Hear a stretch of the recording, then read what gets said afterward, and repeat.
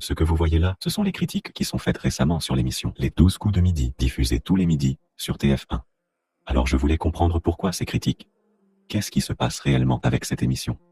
Avant tout, je vous invite à ne pas harceler ou attaquer Emilien, le candidat actuel, qui n'y est pour rien dans cette histoire. Au long de la vidéo, vous le verrez. Je vais commencer par expliquer le principe de l'émission, pour les moins assidus. Alors, les 12 coups de midi. C'est une émission diffusée sur TF1, sur le créneau du midi. Elle réunit 3 candidats qui viennent pour tenter de détrôner le champion. Le maître de midi. L'émission commence avec une première question pour le champion, avant d'accueillir les 3 autres candidats. Une fois que les autres candidats sont présents, Jean-Luc Reichmann, le présentateur, lance la première partie, le coup d'envoi. À tour de rôle, les candidats se voient poser une question, avec 2 réponses. Il y a une réponse visible pour eux, et une autre masquée. L'autre, si ils ont bon, ils restent au vert. Sinon, ils passent à l'orange, et s'ils étaient déjà à l'orange, ils passent au rouge. Le premier à passer au rouge tombe dans un duel. Il doit choisir un candidat qui devra répondre à une question. Si ce candidat choisit à bon, il continue, et celui au rouge est éliminé. Si le candidat choisit à faux, il est éliminé, et l'autre reste. La question posée dépend de 2 thèmes proposés au candidat choisi, qui prend le thème qui lui parle le plus. Une fois ce premier duel passé, ils ne sont plus que 3, dont le champion, s'il n'a pas été éliminé. Jean-Luc Reichmann lance le coup par coup. Deuxième partie de l'émission. Cette fois-ci, il y a une question et 7 propositions, dont l'une est fausse. Celui qui répond la proposition qui est fausse passe à l'orange, puis au rouge. C'est le même schéma. Il y a encore un duel. Le deuxième et dernier. Et c'est le même principe. Il choisit un candidat, qui choisit un thème. Et on lui pose une question. Et il est éliminé s'il a faux. Sinon il reste. Ensuite, ils ne sont plus que 2.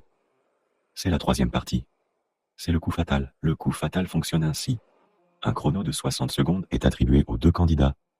On commence avec le maître de midi, ou celui qui l'a détrôné.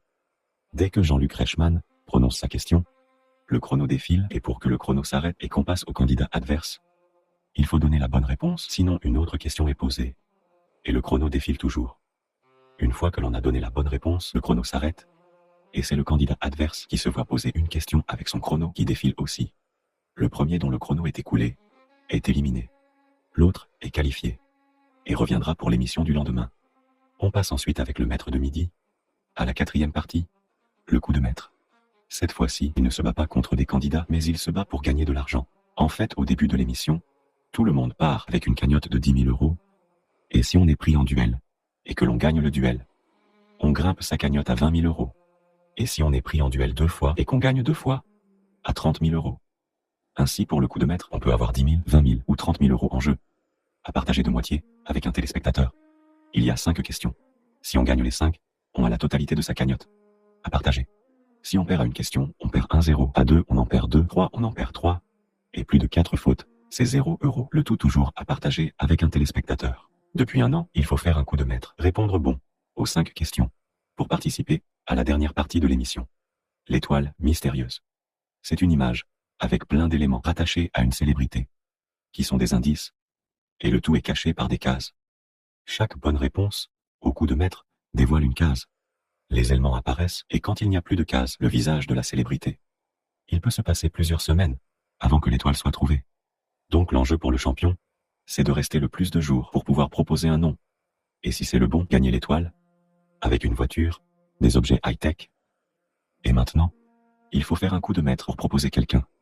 Ce qui fait que même en ayant le nom de la personne, le champion peut ne pas pouvoir proposer, car il n'a pas répondu bon aux 5 questions. Bon, maintenant, parlons des coulisses. L'émission gagne sa croûte, comme tous les jeux télévisés, via les appels surtaxés et les spots publicitaires. Il est donc important pour eux de générer des audiences conséquentes et quotidiennes. Retenez bien ça, car c'est l'enjeu du trucage. C'est ça l'épreuve? Alors non.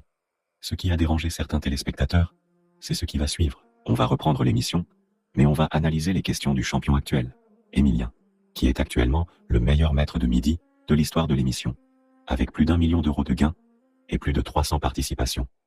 Et il devrait dépasser les 400 selon les rumeurs. Car les émissions étant tournées bien avant, on peut le savoir de cette façon. Alors, avant tout, je rappelle que ça ne sert à rien de s'acharner sur lui et que deuxièmement, il ne démérite pas.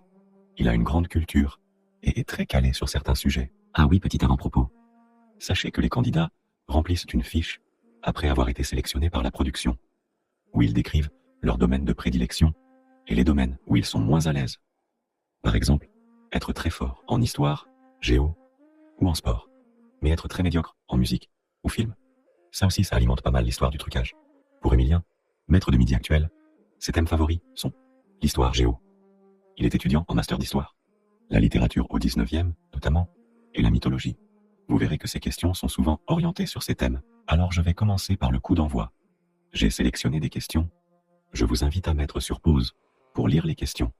Au coup d'envoi, le cas le plus flagrant de trucage, c'est que les candidats, appelés invités d'ailleurs, ont des questions un peu aléatoires et diverses.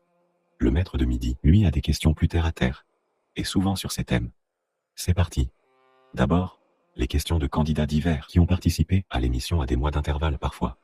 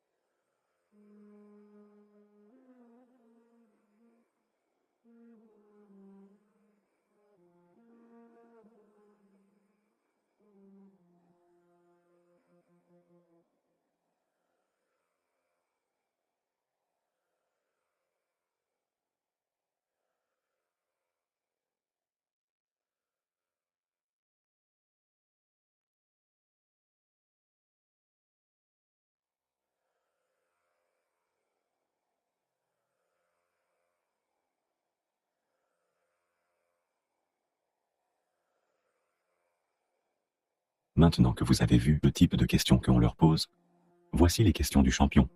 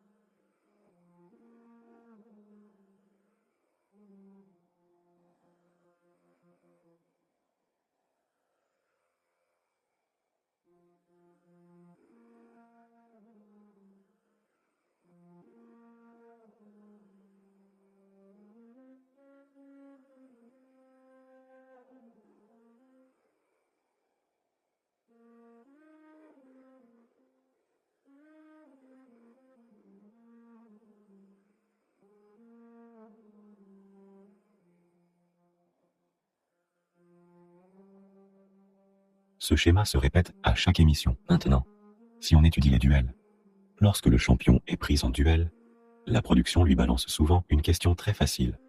Ça leur offre deux intérêts. D'abord, le champion reste et ça fidélise l'audience, qui veut voir jusqu'où il ira. Et puis, ça augmente sa cagnotte à partager avec un téléspectateur, qui devront appeler ou envoyer un message surtaxé pour espérer remporter la cagnotte. Voici les questions types habituelles.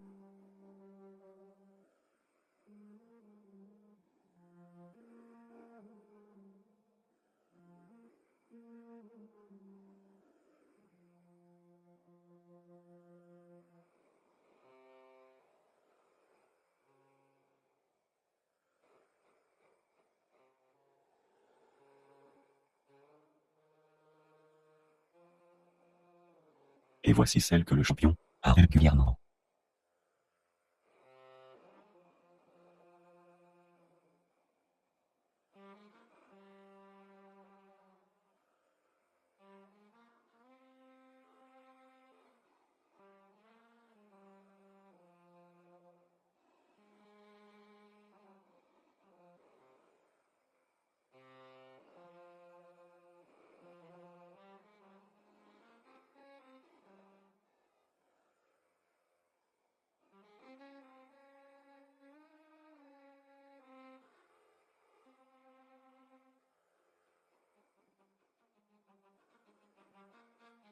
il a peu de chances d'être éliminé avec de telles questions. Quand il n'est pas pris en duel, on lui pose la question une fois que le candidat qui est choisi pour le duel a répondu.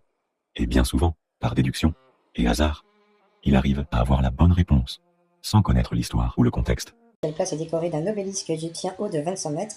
Alors, elle a dit, oh, j'y étais hier, c'est la place de la Concorde. Sauf que, bon, il y a un truc qu'il faut savoir, Jean-Luc Reichmann, qu'est-ce qu'il fait? Jean-Luc Reichmann, il dit, oh, je sens que... Et c'est pas du tout, il a rien fait, Emilien. Sauf qu'à partir du moment où Jean-Luc Reichmann pose la question à Emilien, Emilien, il sait que c'est pas la bonne réponse. Donc, qu'est-ce qu'il fait? Il dit, ah, je me pose une question par rapport à la taille. Bon, ça, c'est vrai que la taille, on sait pas bien. Et puis après, il a dit au pif, place Saint-Pierre, mais il l'a dit au pif. Il aurait très bien pu dire la place Saint-Marc, etc. Mais à partir du moment où il a dit au pif, après, Jean-Luc Reichmann, oh, qu'est-ce que vous êtes fort? Il l'a dit au pif. Oh là là là, qu'est-ce qu'il est énervant avec ça. Mais il n'y a rien de concret. Même si ça alimente les critiques, je ne le mettrai pas comme argument du trucage. Car c'est impossible à vérifier si on lui souffle la réponse, ou qu'il a la réponse sur son écran. Et puis selon moi, ça va trop loin. Passons au coup par coup. Bon, ici, c'est plutôt aléatoire car tout le monde répond à la même question. La production a tout de même une solution pour préserver le champion.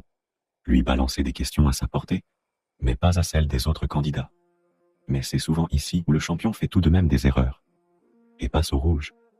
Et après, en duel, la personne qu'il choisit aura une question très difficile, ou à piège pour le sauver lui.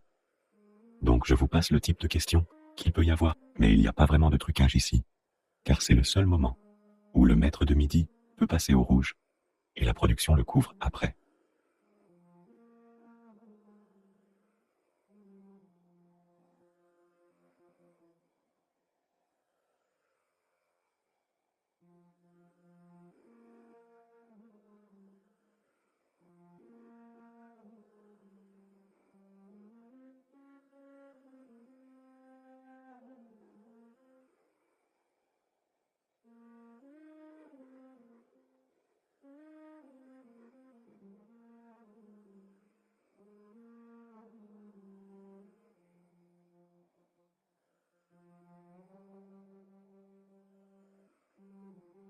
Maintenant, on passe au coup fatal. Alors, ici, le maître de midi a clairement des questions autour de ses domaines favoris. Mais quand ce n'est pas le cas, il a une question facile derrière, pour que son chrono ne défile pas trop longtemps. Alors, pour que vous vous situez, lorsque c'est le champion qui répond, l'autre candidat est légèrement grisé. Quand ce candidat répond, le champion est grisé à son tour. Voici les questions, et je vous indiquerai quand c'est une deuxième question facile qui est donnée au champion, car il a échoué à la première.